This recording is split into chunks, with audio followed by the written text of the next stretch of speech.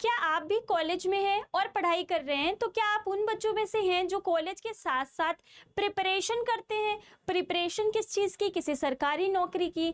देखो, जिन बच्चों को ज़रूरत होती है वो बच्चे स्क्रॉल कर रहे होते हैं चीज़ों को, यानी कि एक्सप्लोर करने की कोशिश कर रहे होते हैं कि देखिए हमारे लिए क्या जॉब हो सकती है, वो भी गवर्नमेंट लेवल पर, यानी कि सरकारी स्तर पर हमारे लिए क्या जॉब हो सकती है। वो एसएससी के बारे में भी सर्च करते हैं, वो बैंकिंग एग्जाम के बारे में भी सर्च करते हैं अपने ग्रेजुएशन में रहते रहते, मतलब 12th पास करने के बाद।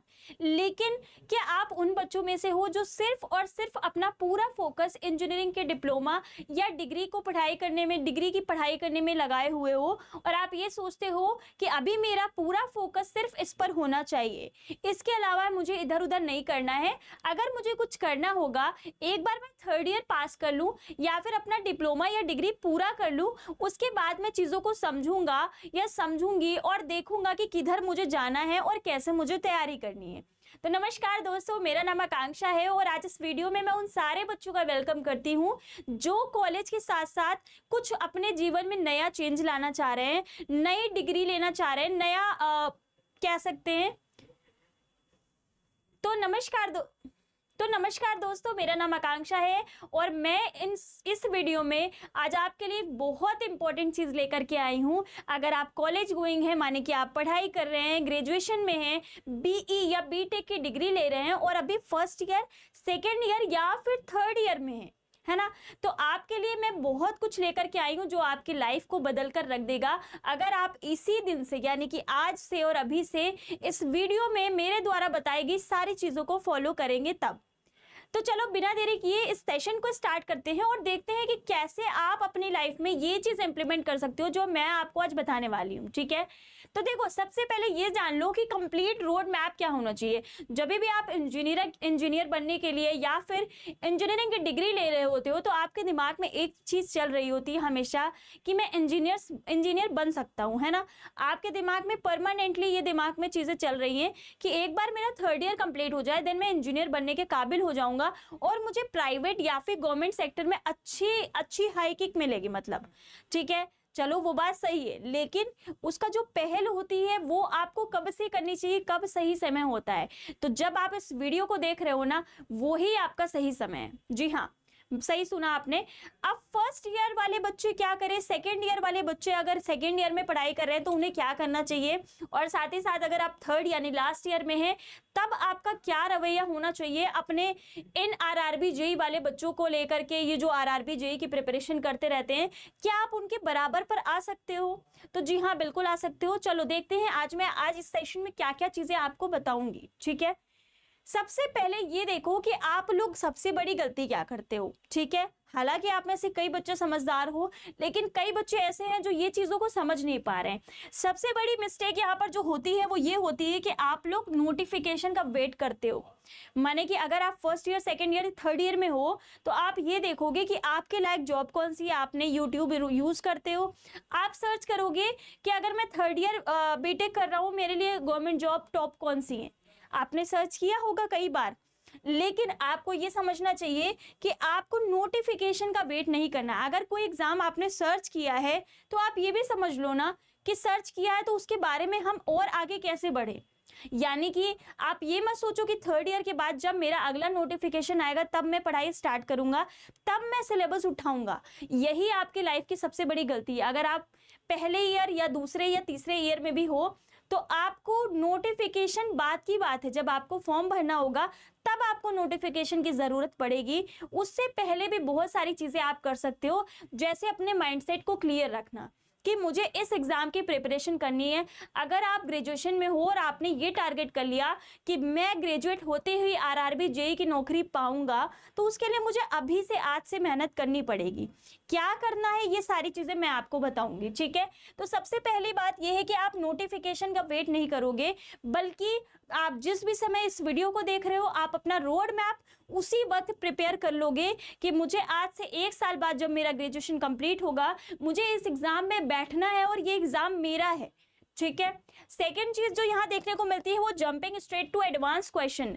अगर आपके अंदर जोश आ गया बहुत ज्यादा वीडियो देखने के बाद और आपने ये सोचा कि मैम ने बताया है कि तैयारी करनी है, अब चलो मैं क्वेश्चन पेपर उठा लेता हूँ, मॉक टेस्ट पूरा, अब वो मॉक टेस्ट सॉल्व करने लग गए आप, तो ये आपकी दूसरी बड़ी गलती है। जब तक हमें किसी चीज़ का तरीका नहीं पता होता है, प्रोसेस नहीं पता होता है, हमने क्वेश्चंस नहीं देखे, हमने एग्जाम पैटर्न नहीं देखा, हम कैसे क्वेश्चन को सॉल्व करने लग जाएंगे, है ना। सरासर गलत होगा ये आपके तैयारी के साथ। थर्ड चीज जो आपको देखने को मिलती है, treating college studies and competitive exams as completely separate.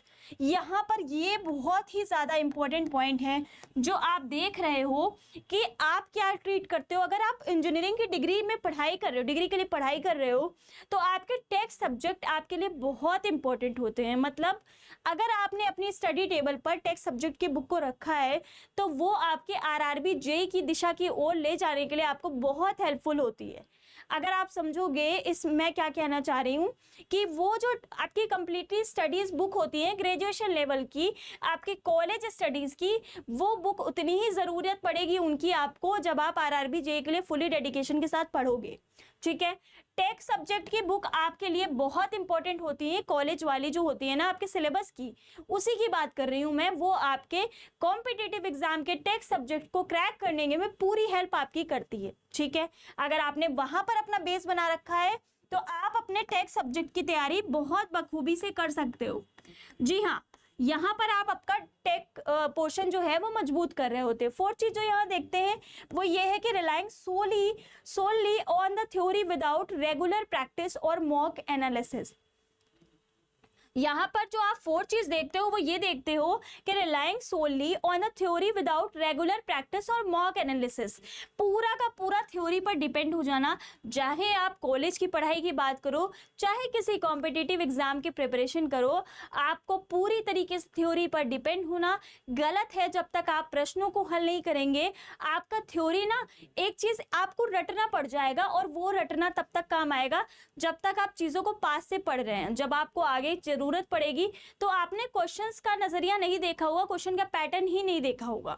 तो सबसे बड़ी गलती ये भी है आपकी कि यहाँ पर आपको थ्योरी के साथ साथ उनके मॉक टेस्ट एनालिसिस, उनके प्रीवियस ईयर वगैरह भी देखने चाहिए साथ ही साथ। ठीक है, अब नेक्स्ट बढ़ते हैं कि जो बच्चा यहाँ पर फर्स्ट ईयर में है, अभी अभी इंजीनियरिंग या कॉलेज में एडमिशन लिया है, पहले साल में है, चीजों को धीरे धीरे सीखना स्टार्ट किया, वो बच्चा क्या करे।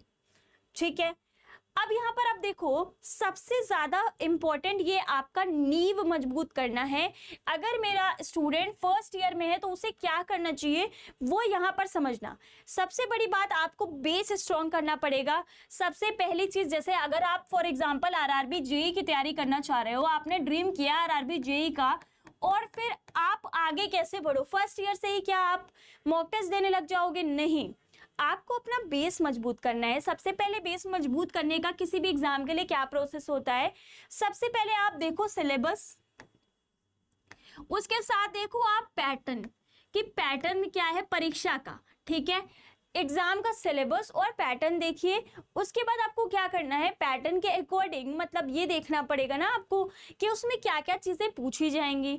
जैसे कि अगर मैं आरआरबी जेईई की बात कर रही हूँ ना, तो यहाँ पर आपका नॉन टेक और टेक पोर्शन पूछा जाता है। अब नॉन टेक में क्या क्या आता है वो सारी चीजें आपको आपके फर्स्ट ईयर में पता होनी चाहिए, और फर्स्ट ईयर में ये क्लियरेंस तो आपको होना ही चाहिए कि यहाँ पर आप नॉन टेक सब्जेक्ट को कैसे करोगे।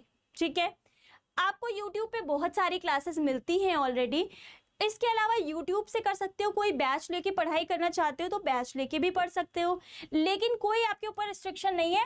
आपको बेसिकली अपना जो नींव होती है ना मैथमेटिक की और रीजनिंग की, नॉन टेक सब्जेक्ट की बात कर रही हूँ, और करंट अफेयर वगैरह की, वो नींव यानी कि वो बेस अपना बनाना है। इस बार फर्स्ट ईयर में आपको ये करना है। ठीक है, और बात करें अगर बाकी सब्जेक्ट की यानी कि साइंस की, और इसके अलावा यहाँ पर कॉलेज सब्जेक्ट को कैसे तालमेल बिठाएंगे, तो यहाँ पर भी आपके लिए बहुत इंपॉर्टेंट चीज है कि कॉलेज सब्जेक्ट और साइंस में आपको क्या करना है। साइंस में देखो 9th एंड 10th स्टैंडर्ड की आपको एनसीईआरटी पढ़ना है।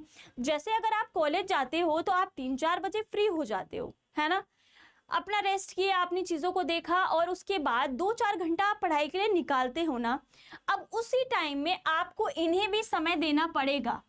ठीक है, अगर आप वो हैबिट अपने अंदर डेवलप कर लेते हो तो मुझे लगता है कि आपको लास्ट ईयर तक कोई हरा नहीं पाएगा। उसके बाद बात करते हैं यहाँ कॉलेज सब्जेक्ट की, तो आपको ये ध्यान रखना है कि जो भी विषय आप कॉलेज में पढ़ रहे हो ना, उस विषय को मजबूती के साथ पढ़ो। ठीक है। मजबूती के साथ पढ़ने का मतलब engineering drawing and basic mechanics deeply पढ़ना है आपको, बस जितना आपको दिया गया है ना बस उतना ही पढ़ना है, उसके अलावा कहीं से सर्च नहीं करना है। टेक्स्ट सब्जेक्ट की बात कर रही हूँ मैं, उसके अलावा शॉर्ट नोट आप बना सकते हो अगर आप फर्स्ट ईयर में हो। बहुत ज़्यादा डीप नोट्स नहीं बनाने की ज़रूरत है अगर आपके पास समय नहीं बच रहा है तो, ठीक है। अब उसकी बात करते हैं जो बच्चा सेकेंड ईयर में है वो क्या करे, ठीक है। सेकेंड ईयर वाला बच्चा थोड़ा अपने आप को हल्का महसूस करने लगता है क्योंकि फर्स्ट ईयर में जो प्रेशर होता है हमारे ऊपर कॉलेज का और साथ में प्रिपरेशन दिमाग में चल रही होती है तो वो थोड़ा कम हो जाता है, ओवरकम कर लेते हो आप लोग। अब सेकेंड ईयर में आप थोड़ा दबंग हो जाते हो, उस समय आपको क्या करना है, देखो उस समय आपको ब्रांच का सब्जेक्ट पर ध्यान देना है, जो भी आपकी ब्रांच होगी लाइक सिविल, मैकेनिकल, इलेक्ट्रिकल या इलेक्ट्रॉनिक्स जो भी है, ठीक है। अपने कोर टेक्स्ट सब्जेक्ट को ध्यान देना है। उसके अलावा आपको यहाँ पर आते आते PYQ एनालिसिस करनी है आपके एग्जाम की, यानी कि अगर मैं RRB JEE की प्रिपरेशन कर रही हूँ तो मुझे सेकेंड ईयर में इसके पेपर देखना स्टार्ट करना पड़ेगा, ठीक है। उसके बाद ये पोर्शन साथ में कर रहे हो और क्या करोगे, उसके अलावा स्टैंडर्ड बुक ले सकते हो आप, जैसे कि अपने साइंस के लिए ले सकते हो, GK के लिए ले सकते हो, है ना। मतलब आप YouTube के अलावा अगर कोई बुक से चाह रहे हो तो साइंस प्लस GK आप यहाँ पर बुक लेके पढ़ना स्टार्ट कर सकते हो, ठीक है। अब बात करते हैं थर्ड ईयर में अगर कोई बच्चा है यहाँ पर मुझे जो देख रहा है सुन रहा है, अगर आप लोग में से कोई थर्ड ईयर में हो, ठीक है, तो आपको क्या करना चाहिए, आपका नजरिया क्या होना चाहिए, क्या टाइम टेबल होना चाहिए आपका। थर्ड ईयर में आते आते आप और भी ज्यादा स्ट्रॉन्ग हो जाते हो क्योंकि आप फर्स्ट एंड सेकंड को पार कर चुके हो, ठीक है, और प्रिपरेशन पास आ रही है, मतलब एग्जाम पास आ रहा है, ठीक है, तो वो भी टेंशन रहती है। अब उसको ओवरकम कैसे करेंगे, यहाँ पर देखो थर्ड ईयर लिखा हुआ है final touch and mock sprints. ये जो मॉक है ना ये बहुत ज्यादा इंपॉर्टेंट है आप लोगों के लिए हर स्टेज में, यानी कि हर बार प्रिपरेशन के दौरान हर समय, ठीक है। यहाँ पर आपको मॉक टेस्ट देना है। मॉक टेस्ट कब दे पाओगे आप, जब आपकी प्रिपरेशन थोड़ी बहुत हो चुकी होगी, माने कि आपका text subject plus non text subject दोनों प्रिपेयर होने लगेगा, तब आप मॉक टेस्ट दे पाओगे, ठीक है। आप क्या कर सकते हो, वीक में एक दे सकते हो या फिर एटलीस्ट 1 और 2 फुल लेंथ टेस्ट आपको देना पड़ेगा एवरी वीक, जैसा कि मैंने पहले ही बताया, ठीक है। अब दूसरी चीज की बात करते हैं रिवीजन साइकिल। ये रिवीजन साइकिल क्या है, तो आपने जो फर्स्ट एंड सेकेंड ईयर में जितनी भी प्रिपरेशन की है ना टेक प्लस नॉन टेक की, वो आपको रिवीजन करना पड़ेगा थर्ड ईयर में, क्योंकि वो आपको एक मजबूत बेस दे चुकी है साइंस का, GK का और इसके अलावा मैथमेटिक एंड रीजनिंग का, है ना। उसके बाद आपको क्या करना है, स्मार्टली वर्क करना है, मतलब अपने समय को मैनेज करना है थर्ड ईयर आते आते, क्योंकि अगले साल आपको देना है RRB का एग्जाम, ठीक है। आपको अगले साल यानी कि थर्ड ईयर के बाद RRB JEE का एग्जाम देना है, क्योंकि आपको ग्रेजुएशन के निकलते ही आपको सरकारी नौकरी की फील्ड में घुसना है, ठीक है। मैं सच्चाई कह रही हूं, अगर आपने ये प्लान बना रखा है तो आपका नजरिया यही होगा कि मुझे कहाँ जाना है, किस दिशा में जाना है, ठीक है। अब बात करती हूँ कि क्या स्ट्रैटेजी ऑल टोटल में बात करूंगी कि ऑल टोटल आपकी क्या स्ट्रैटेजी होनी चाहिए। तो आप अपनी आंखों के सामने देख सकते हो कंसिस्टेंसी यानी कि निरंतरता, उसके अलावा राइट डायरेक्शन माने कि सही दिशा, और उसके अलावा कंफर्म सिलेक्शन यानी कि निश्चय सफलता, निश्चय चयन आपको मिलेगा, ठीक है। तो कंसिस्टेंसी, निरंतरता होनी चाहिए, सही दिशा होनी चाहिए, और इसके अलावा यही दोनों कॉम्बिनेशन आप मिला दोगे तो आपको एक रियल सक्सेस जो आपकी मेहनत की होगी वो मिलेगी, ठीक है। तो इस वीडियो में मैं इतना ही रखती हूँ। आई होप ये सारे मेरे कॉलेज वाले जितने भी कॉलेज गोइंग बच्चे होंगे उनको मेरी बात, मेरा मैसेज समझ में आया होगा। तो आज के लिए इतना ही रखते हैं। वीडियो को देखने के लिए बहुत बहुत शुक्रिया। वीडियो को शेयर कर दीजिए अपने दोस्तों के साथ।